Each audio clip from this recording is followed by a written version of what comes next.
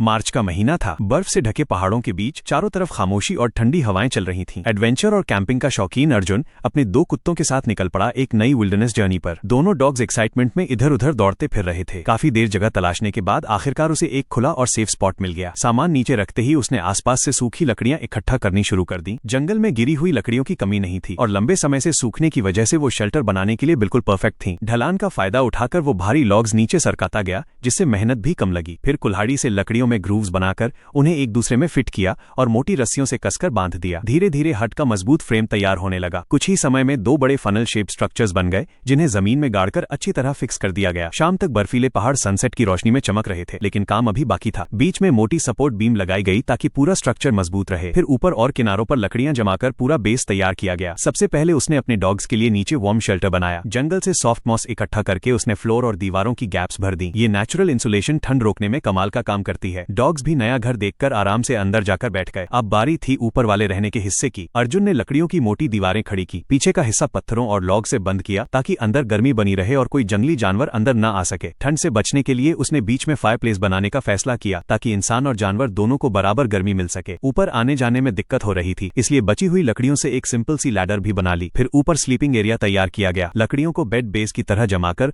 ऊपर मोटी मॉस बिछा दी गई। देखने में रफ लेकिन आराम किसी मैट्रेस से कम नहीं। लेकिन असली चैलेंज अभी बाकी था, रूफ। उसने छत पर लकड़ियां लगाई, ऊपर वाटरप्रूफ टाप बिछाया और उसे चारों तरफ मजबूती से बांध दिया। फिर ऊपर मॉस की लेयर डाल दी ताकि तेज हवा भी उसे हिला न सके। शेल्टर आखिरकार तैयार हो चुका था। रात होते ही उसने डॉग्स को खाना दिया, खुद भी कैंड फूड खाकर अंदर जाकर सो गया। अगली सुबह पूरा जंगल ताजी बर्फ से ढक चुका था। बर्फ की मोटी परत ने हट को और इंसुलेटेड बना दिया था। सुबह उठकर उसने बाहर की बर्फ हटाई, सूखी लकड़ियां इकट्ठा की और फायरप्लेस जला दी। धीरे धीरे शेल्टर में गर्माहट फैलने लगी। फिर उसे एहसास हुआ कि बिना दरवाजे के ठंडी हवा सीधी अंदर आ रही है। बस फिर क्या था, उसने लकड़ियों से एक मजबूत वुडन डोर बना डाला और सारी गैप्स भी सील कर दी। काम खत्म होने के बाद उसने बर्फ पिघलाकर पानी गर्म किया, उसमें जंगली बेरीज डालकर हॉट टी बनाई और बाहर बैठकर स्नोफॉल देखने लगा। चारों तरफ सिर्फ सफेद पहाड़, ठंडी हवा और गहरी शांति। एक घूंट गर्म चाय के साथ पूरे दिन की थकान जैसे गायब हो गई। लेकिन थोड़ी देर बाद भूख ने फिर याद दिला दिया कि सर्वाइवल सिर्फ सीनरी से नहीं चलता। उसने स्टेक को मसाले लगाकर सीधे अंगारों पर ग्रिल किया। स्मोकी फ्लेवर आने के बाद उसे काटकर वेजिटेबल्स के साथ पैन में फ्राई किया और ऊपर से थोड़ा लेमन स्क्वीज किया। इस फ्रीजिंग विल्डरनेस के बीच वो मील किसी लग्जरी डिनर से कम नहीं लग रहा था। डॉग्स को पहले खाना खिलाया गया, फिर वो खुद बैठकर स्नोफॉल देखते हुए खाना खाने लगा। रात में फायरप्लेस फिर से जलाई गई। धीरे धीरे धुआं बर्फ से ढकी छत के ऊपर उठने लगा और पूरा शेल्टर कोजी वार्मथ से भर गया। तीसरे दिन सुबह उसने हॉट कॉफी और बटर लगी ब्रेड के साथ ब्रेकफास्ट किया। कुछ पल के लिए तो ऐसा लगा जैसे वो किसी माउंटेन कैबिन रिजॉर्ट में हो, ना कि जंगल के बीच। लेकिन सफर अभी खत्म नहीं हुआ था। सामान पैक करके उसने अपने दोनों साथियों को बुलाया और बर्फीली हवाओं के बीच आगे की ओर निकल पड़ा। जमीन पर पड़ते कदमों की झरमराहट, चारों तरफ फैली सफेद वादियां और सामने इंतजार करता एक नया एडवेंचर, मानो पूरी नेचर खुद उनकी जर्नी का बैकग्राउंड म्यूजिक बजा रही हो।